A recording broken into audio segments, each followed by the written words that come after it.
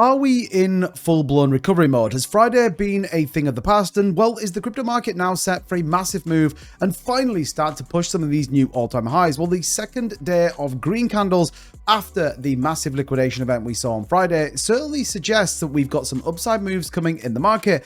With Jerome Powell speaking later today, this could add fuel to the fire. I'm going to break down exactly what's going on and, more importantly, what is coming over the course of the next few days. So if you're interested in all that kind of stuff and you want to stay ahead of everyone else in the crypto market, make sure you smash that like button and subscribe to the channel. And do me one quick favor, check that notification bell is on all. That way you're going to get updated on our live streams as well as every time we post content here on YouTube. So with that being said, let's get into what's going on right now in the crypto market. So with institutions finally getting back into the market and retail, well, simply trying to find a little bit of capital to invest, Forbes today announcing that the US President Donald Trump holds around $870 million in Bitcoin through his 41% stake in the Trump Media and Technology Group, as well as everything else he's invested in. Now, this should give you some confidence that, well, Trump's not going to let the market collapse that easy. And I think we've seen over the course of the last 2 days, on the back of that massive event coming in Friday, that, well, everything seems to be playing out pretty favorably. In fact, it was all a giant misunderstanding. But look, we've covered that plenty of times on the channel.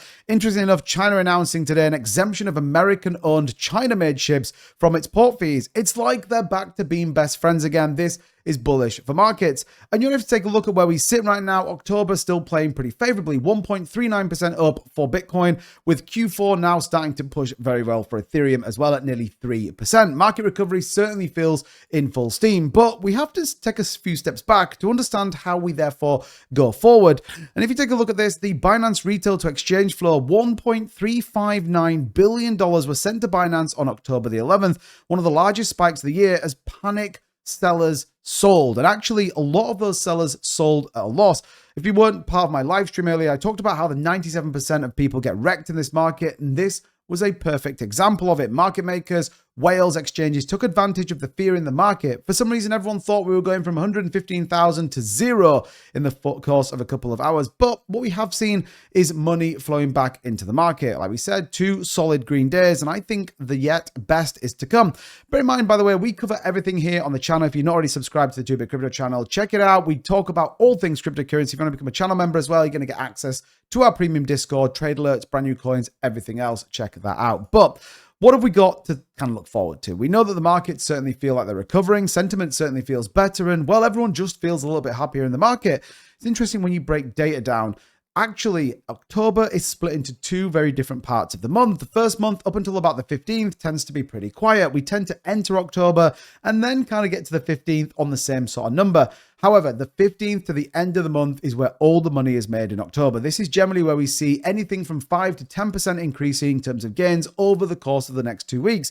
Well, guess what? We're pretty much exactly where we started, maybe 1%. The best of October is yet to come. And you can see that with the institutional inflows. You can even see it with the potential rate cut we're going to get back in October. And Jerome Powell speaking later today, with many people expect him to talk about rate cuts. And then you play out from the 2020 COVID crash into the 2025 tariff crash, as it's now known.